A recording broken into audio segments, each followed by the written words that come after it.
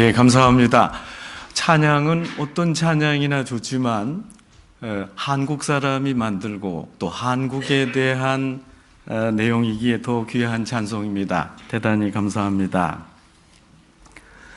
조선시대 왕의 비서실인 승정원이 1623년부터 한일 합방이 있던 1910년까지 288년간에 걸쳐 승정원 일기를 기록했습니다.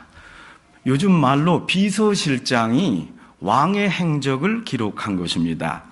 승정원 일기에는 역대 왕들의 하루 일과와 각종 명령과 지시, 각 부처의 보고와 국정회의, 또 상소 등을 상세히 기록했습니다. 조선 왕조실록이 왕이 죽은 후에 사관에 의해 편집된 2차 자료라면 승정원 일기는 모든 분야에 대한 생생한 역사 기록을 담은 1차 사료, 원재료입니다. 1895년 8월 10일, 10월 8일, 고종 32년 음력 8월 20일자 승정원 일기는 이렇게 기록되었습니다.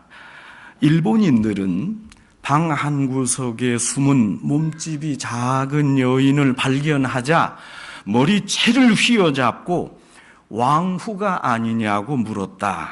그 여인은 이를 부인하면서 몸을 빼 마루로 탈출하려 했다. 그 찰나 불의의 일격을 받아 여인이 비명을 울렸다. 그 옆에 있던 왕세자는 3번씩이나 자기 이름을 부르는 어머니 음성을 듣기는 했으나 더 이상 소리를 내기 전에 일본인들이 그 여인을 덮쳐 살해하고 말았다. 목숨이 채 끊어지기도 전에 왕후를 혼이불로 싸서 녹원 수림 속으로 운반했다. 거기서 그 시신에 석유를 계속 부으면서 불을 질렀다. 얼마 후 뼈 몇 조각밖에 남지 않았다. 조선의 국모 명성왕후가 이렇게 무참하고 잔인하게 죽었습니다. 명성황후를 시해한 뻔뻔한 일본이 이 거사는 지극히 만족할 만한 것이라고 당돌한 변명문을 세계 열방에 알렸습니다. 1905년 카츠라 테프트 조약과 영일 동맹에서 미국은 필리핀 지배, 영국은 중국 지배, 일본은 조선 및 중국 지배를 교차 승인했습니다. 힘이 강한 나라가 자기 마음대로 휘젓자 한 것입니다. 1905년 조선의 왜곡권을 박탈을 골자로 하는 을사보호조약이 체결되면서 조선을 삼키려는 일본의 음모가 착착 진행되었습니다. 히로히토 일본 천황이 1910년 8월 29일 한일 합방을 선포했고 조선은 아주 무력하게 나라를 빼앗겼습니다. 나라를 빼앗긴 데 조선의 간신배들이 역할을 했습니다. 이후 합방에 반대하는 조선 사람들은 애국계몽운동과 의병전쟁을 활발히 전개해 나갔습니다. 이를 탄압하기 위해서 일본은 조선의 군사, 정치, 문화 활동을 금하는 일체 금하는 무단 통치를 실시했습니다. 이런 탄압 정책 하에서도 민족적 저항운동이 계속됐고 마침내 1919년에 3.1운동 같은 전국적인 전 세계적인 민족적 운동이 폭발했습니다. 나라를 빼앗기고 자유와 민족성도 빼앗긴 암울한 시절이었지만 조선 사람들은 미래를 향한 소망과 용기를 가지고 앞날을 개척했습니다. 나라를 빼앗겼지만 다시 나라를 찾을 것이다. 그리고 용기로 소망으로 일어난 것이 3.1운동의 정신입니다. 성경에서 어두운 현실 가운데 밝은 미래를 소망하며 앞날을 준비했던 인물이 바로 다윗입니다. 다윗은 이스라엘 역사가 뿌리채 흔들리던 시대에 목동 출신으로 위대한 왕국을 이룬 최대 이스라엘의 왕입니다. 다윗을 다윗으로 만들어낸 인물이 사무엘입니다. 사무엘 선지자는 성직자로서 청빈하고 순결함을 만 백성에게 인정받았습니다. 사무엘은 정치인이 아니었지만 그의 정치적 영향력은 대단했습니다. 왕을 세우기도 하고 폐하기도 했습니다. 왕을 만드는 킹메이커입니다. 여러분, 킹이 있지만 킹메이커가 더 힘이 있지 않습니까? 하나님의 명령으로 사무엘은 다윗에게 기름을 부어 안수했습니다. 하나님이 다윗을 차기 왕으로 책정하고 기름을 부은 후에도 다윗이 이스라엘 왕으로 가는 길은 매우 길고도 험난했습니다. 잘못하면 못 될 뻔했습니다. 사울의 시기 질투로 추격당했던 다윗이 몸과 마음이 지쳐서 피곤할 때 사무엘을 찾아가서 지도를 받고 새 힘을 얻었습니다. 그러던 어느 날 다윗이 사울에게 쫓기고 쫓길 때 아둘람 굴에 숨었습니다. 여러분, 이스라엘에 가시면 석회로 된 집안이기 때문에 굴이 많습니다. 이스라엘에서는 죽은 시신도 굴에 넣습니다. 그것이 그 사람들의 무덤입니다. 그러니까 무덤이 나그네의 생활터전입니다. 다윗이 아둘람 굴에 숨었다 하는 소문이 온 나라에 퍼지자 용기 있고 이스라엘을 재건하자 하는 사람들이 다윗 밑으로 모여들었습니다. 사무엘상 22장에 보면 아주 어려운 처지에 있는 사람들이 다윗에게로 왔습니다. 죄짓고 도망온 자, 억울한 일을 당한 사람, 동병상련으로 한을 품은 사람들이 약 400명가량 모였습니다. 다윗은 이렇게 모인 그 오합지졸의 지도자가 되었습니다. 상처받은 사람들의 지도자가 된다는 것은 어렵습니다. 그러나 다윗은 뛰어난 지도력을 발휘했습니다. 후에 다윗 왕국이 건설됐을 때 1급 참모들은 모두 아둘람 굴 출신이었습니다. 대제사장, 군대 장관, 각 부서의 책임자들이 아둘람 굴에서 모여서 미래를 소망했던 동지였습니다. 다윗의 운명이 바람 앞에 등불 같았던 시절에 많은 사람이 반역했지만 마지막까지 다윗을 끝까지 지킨 사람들이 아둘람 굴 출신이고 삶과 죽음을 나누며 먼 미래의 소망을 함께 가졌습니다. 다윗이 그토록 어려운 상황에서 이스라엘 왕국을 탄탄한 국가로 만들고 이스라엘 역사상 가장 큰 나라로 세운 비결이 무엇입니까? 그 해답이 오늘 본문 시편 57편에 잘 나타나 있습니다. 이 시편 57편은 아둘람 굴에 숨어 살던 다윗과 400명의 동지들이 답답한 현실에서 무엇을 기도하고 무슨 대화를 나누었는지, 그리고 어떻게 행동했는지, 그리고 어떤 꿈을 꾸며 어떤 소망을 가졌는지 잘 내용을 담고 있습니다. 꿈과 소망을 가지고 아둘람 굴에 모였던 사람들의 특징은 4가지로 볼 수 있습니다. 첫째, 이렇게 아둘람 굴에 모였던 사람들은 마음을 확정했습니다. 뚜렷한 목표와 선명한 소명의식을 바탕으로 마음을 굳게 확정했습니다. 그저 흐지부지한 마음이 아니었습니다. 내 마음이 확정되었고 내가 노래하고 찬송하리이다. 내 영광과 내 호나 깰지어다. 비파야 수구마 내가 새벽을 깨우리로다. 사실 지금 다윗의 상황이 바뀌지 않았습니다. 계속 지금 죽임을 당하기로 쫓기는 상황입니다. 그런데 여기 마음을 확정한다 하는 이 신학적 용어로 이것은 선취적 이해입니다. 선취적 종말론입니다. 지금 아직 어둡습니다. 지금 죽을 그런 상황입니다. 그런데 저 앞에 있게 될 하나님의 확실한 섭리, 주의 은총을 미리 앞당겨서 지금 여기에서 그것을 즐기는 것입니다. 여기에서 선언하는 것입니다. 지금은 절망에 빠졌지만 미래에 하나님이 확실히 구원해 주실 것이요, 그래서 그 미래를 지금 앞당겨서 여기에서 기뻐하고 잔치하고 있는 것입니다. 그래서 나는 이제 노래 부르리라. 내 상황을 나는 노래하고 찬양하겠다. 어려움을 당해서 고통에서 헤어나지 못할 때 마음을 확정하고 미래를 오늘의 사건으로 경험하고 결정하는 것입니다. 성도 여러분, 이렇게 마음을 확정한 이들은 흔들리지 않습니다. 여러분, 우리가 구원을 받았습니다. 그 종말에 받을 구원을 이미 확신하고 오늘 여기에서 자신 있게 살아가는 것입니다. 그러기에 넉넉하고 기쁜 것입니다. 영혼이 깨어있는 사람은 상황이 좀 어려워져도 좌절되지 않습니다. 인간은 생각하는 갈대라고 했기에 사람 마음이 흔들리는 갈대처럼 불안합니다. 마치 바람에 출렁이는 파도처럼 마음속에 동요가 있습니다. 그러므로 무엇보다도 우리는 마음을 확실하게 정해야 합니다.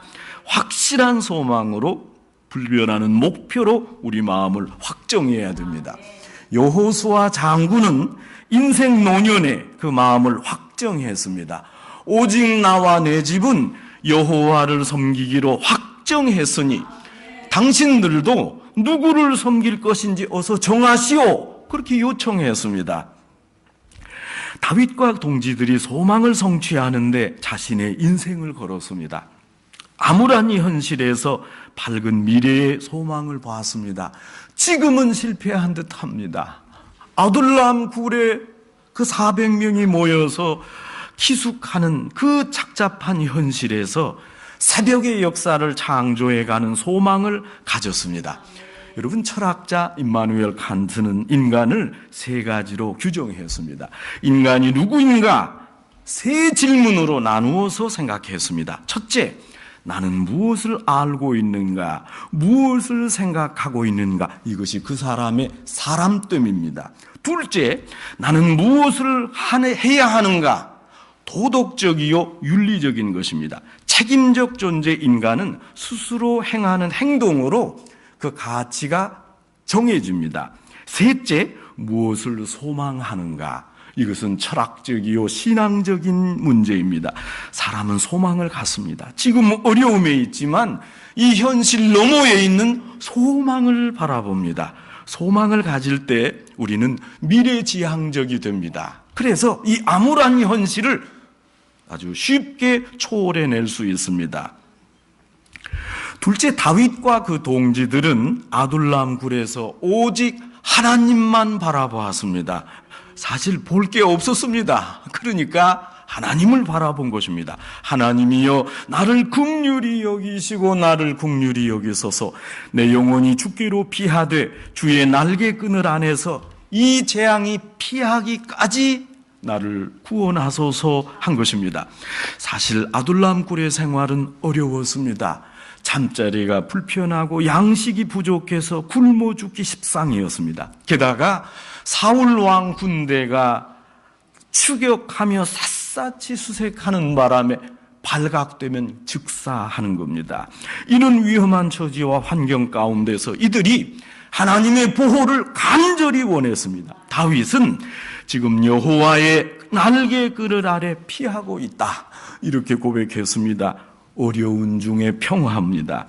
깊은 신앙의 경지에서 나오는 태도입니다. 다윗이 사위를 피해서 아둘람 굴에 다윗의 피난처로 숨어 있었던 것입니다. 하나님은 이 아둘람 굴을 큰 날개로 보호한다. 다윗이 이렇게 시로 노래했습니다. 아둘람 굴의 사람들은 환경 탓, 사람 탓 하지 않았습니다. 부정적인 생각을 갖지 않았습니다. 오직 하나님만 바라보며 전혀 원망하지 않았습니다. 전심으로 하나님께 간구했습니다. 내가 지극히 높으신 하나님께 부르짖으며 곧 나를 위하여 모든 것을 하나님께서 이루시리로다. 다윗과 그의 동지들이 아둘람 굴에 머물면서 원망하지 않았습니다. 하나님께서 이들을 통해서 주님의 일을 그 시대 그 땅에서 이루실 것을 확신했습니다. 하나님을 찬양하고 여호와를 기리다 보니까 자신을 괴롭히는 사울을 생각할 겨를이 없었습니다. 이들은 사울을 염두에 두지 않고 오직 하나님 앞에서 살았습니다. 여러분, 누구 때문에 괴로우십니까? 하나님 찬양에 미흡한 것입니다. 하나님 감사에 몰두하면 다른 생각이 나지 않습니다. 셋째로 다윗과 동지들은 감사와 찬송을 드리는 넉넉한 신앙을 가졌습니다. 사울 왕에게 억울하게 추격당하는 다윗의 입에서 나오는 오늘 9절의 말을 들어봅시다. 주여, 내가 만민 중에서 주께 감사하며 열방 중에서 하나님의 이름을 찬양하리로다. 이게 다윗이 할 말입니까? 그런데 다윗은 오직 찬양했습니다. 하나님 사람들은 어떤 조건에서도 감사와 찬송으로 살아야 됩니다. 화평하기에 감사한 것이 아니라 감사하며 화평했습니다. 무조건 감사하기에 화평이 나왔습니다. 여러분, 우리의 감사가 조건과 환경의 지배를 받아서는 안 됩니다. 조건이 좋다고 감사하는 거 아닙니다. 우리는 먼저 감사해야 됩니다. 감사는 믿는 자의 의무입니다. 다윗이 이렇게 찬송하고 감사하는 이유는 어떤 일에도 하나님이 역사한다고 믿었기 때문입니다. 하나님의 신실하심을 확실히 믿는 바에야 의심하고 걱정할 게 없습니다. 믿고 확신하기 때문에 감사한 것입니다. 넷째, 다윗과 아둘람 굴의 사람들은 협력하는 마음과 신앙을 소유했습니다. 마음을 확정하고 하나님만 바라보고 감사했던 아둘람 굴의 사람들이 이제 한 마음 한 뜻으로 일사불란하게 움직였습니다. 온전한 일심동체였습니다. 어려운 중에 힘을 합쳐 모두가 열심히 자기 맡은 바 일을 감당했습니다. 어떤 일은 열심히 일하고 어떤 사람은 쉬고 하지 않았습니다. 어떤 사람은 자기 맡은 바 일에 매진하고 어떤 사람은 그저 가만히 놀고 있지 않았습니다. 아둘람 굴 사람들 모두가 열심히 일하는 중에 힘을 다해 협력했습니다. 여러분, 이와 같이 3.1 운동에 참여했던 우리 조상들이 힘을 다해 일심동체가 돼서 독립의 일을 추진했습니다. 옛날 아주 시끄러운 나라가 있었답니다. 정치, 경제, 문화 할 것 없이 모든 분야가 시끄러웠습니다. 이러다 보니까 그 나라 백성들 모두가 목소리가 컸고 크게 말했습니다. 자동차는 달리면서 늘 큰 경적을 울리고 공장도 시끄럽게 돌아가고 온통 세상이 시끄러웠습니다. 그러던 중에 이 나라 왕자가 생일을 맞이했습니다. 왕은 어린 왕자에게 물었습니다. 이번 생일에 내가 가장 갖고 싶은 것이 무엇이냐? 그랬더니 이 왕자가 이 세상에서 가장 큰 소리를 듣고 싶습니다. 이렇게 대답했습니다. 시끄러운 나라에 사는 왕자라 역시 소원도 큰 소리를 듣고 싶었던 모양입니다. 왕이 그 아들의 소원을 듣고 모든 신하를 불러서 이제 왕자 생일 파티를 준비했습니다. 일단 이 왕궁의 가장 큰 홀을 가득 메울 수 있도록 되도록 많은 사람을 초대했습니다. 그리고 초청장을 보내는데 왕자에게 큰 소리를 들려주기 위해 이곳 왕궁에 와서 Happy Birthday to You를 부를 때 참석자 모두가 가장 가장 큰 소리, 이 세상에서 제일 우렁찬 소리로 불러달라, 그런 주문을 넣었습니다. 초대된 모든 사람들이 생일 파티 홀에 이제 모였습니다. 한편 이 잔치에 참석한 사람들도 생각했습니다. 아니, 도대체 세상에서 가장 큰 소리가 무슨 소리일까? 어느 정도일까? 모두들 기대하며 파티 장소로 들어갔습니다. 마침 반주가 나오고 모든 사람이 큰 소리로 생일 축하를 불러야 할 시간이었습니다. 그런데 이게 웬일입니까? 아무도 노래를 부르는 사람이 없었습니다. 조용했습니다. 모두가 그 큰 소리를 듣고 싶었습니다. 그래서 자기는 부르지 않았습니다. 남은 부르기를 바라면서 나는 안 불렀습니다. 이런 얌체 같은 초대석 때문에 지금 왕자의 소원이 들어지지 않았습니다. 다만 준비된 반주 소리에 새 소리, 바람 소리만 들렸습니다. 모두 같이 소리를 냈어야 했는데 나 하나 빠지면 괜찮겠지, 나는 듣기만 하겠다, 어디 한번 들어보자, 이 생각 때문에 막상 아무도 소리내지 않았던 겁니다. 이거 되겠습니까?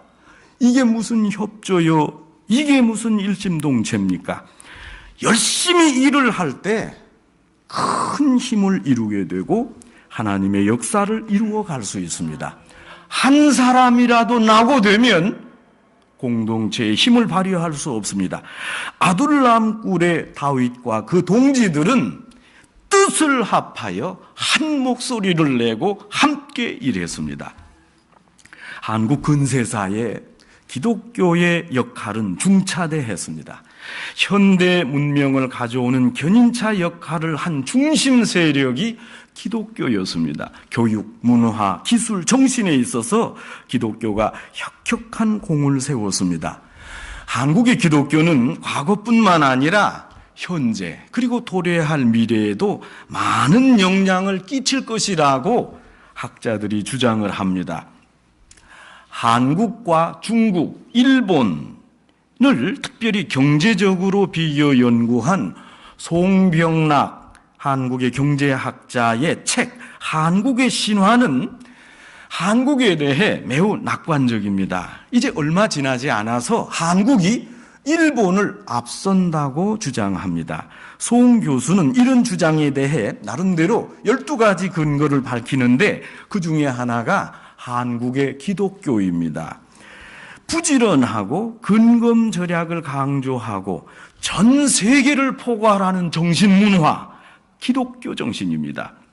일본이 경제대국이지만 세계를 이끌어갈 차원 높은 정신문화가 부족하고 중국에는 오래된 여러 사상이 있으나 현대를 주도적으로 이끌어갈 고도의 사상이 부족하다는 겁니다. 보편, 타당한 사상이 부족하다는 것입니다. 한국의 기독교가 세계를 주도할 수 있다는 주장입니다. 여러분 동의하실 만하지 않습니까? 일제하 35년 동안 한국은 일본의 정치적 식민지였습니다. 3.1운동은 그 암담한 현실 중에서 밝은 미래를 꿈꾸며 민족적으로 항거했던 자유의 항거였습니다. 3.1운동의 주도적 역할을 했던 부류가 바로 조선의 기독교입니다. 우리는 이미 일본으로부터 정치적으로 오래전에 독립했습니다. 이제 더 이상 정치적으로 일본의 식민지가 아닙니다. 이 많은 세월이 지났어도 그러나 보이지 않는 정신은 좀 자주성의 손상이 되었습니다. 문화적으로 아직도 일본에 속박된 면이 있습니다. 여러분, 일본에서 유행했던 여러 텔레비전 프로그램 선전이 조금 지나면 한국에 오지 않습니까? 경제적으로 예속된 부분도 있습니다. 여러분, 이제 우리가 정말 독립해야 됩니다. 그러므로 3.1운동의 정신 아직도 유효합니다. 독일 속담에 이런 말이 있습니다. 선을 악으로 갚는 것은 악마의 짓이다. 선을 선으로 갚고 악을 악으로 갚는 것은 사람의 일이다. 악을 손으로 갚는 분은 하나님이시며 하나님 믿는 크리스찬의 일이다. 여러분, 우리는 하나님을 믿는 크리스찬입니다. 그러니까 이에는 이, 눈에는 눈, 이런 사람의 수준보다 한 차원 높아야 합니다. 그러니 그동안 우리를 어렵게 했던 일본에 이제는 사랑과 선을 베풀어야 합니다. 선으로 악을 갚아야 합니다. 여러분, 그동안 많은 핍박과 어려움을 당했지만 이제는 선하게 대응해야 합니다. 저도 돌아가신 저희 어머니 말씀을 들으면 일본은 참을 수가 없습니다. 그러나 크리스찬이기에 이제는 일본을 위해 기도하고 있습니다. 믿는 자로서 사랑을 베푸는 가장 좋은 방법은 선교하는 것입니다. 그리스도를 알리는 것입니다. 기독교 인구가 1%도 안 되는 일본에 복음을 전해야 됩니다. 황금오장이 바로 한국 옆에 있습니다. 일본의 복음화를 위해서 한국 교회가 더 기도하고 더 도와야 됩니다. 그러기에 3.1 운동 정신 아직도 유효합니다. 한국은 문화적으로 정신적으로 일본으로부터 독립되어야 됩니다. 더 나아가서 일본을 사랑하고 일본을 기도 제목으로 놓고 선교해야 됩니다. 성도 여러분, 3.1절을 맞이해서 여러분의 마음을 확정하고 오직 하나님만 바라보고 감사하고 협력하여 같이 일했던 아둘람 구울 동지들처럼 그 뜻을 깊이 새겨서 우리도 이제는 일본뿐 아니라 중국, 온 세계 나라에 복음을 전하고 악을 손으로 갚는 데 앞장서시는 한국과 또 코리안 아메리칸 처치 여러분 되도록 주님의 이름으로 축원합니다.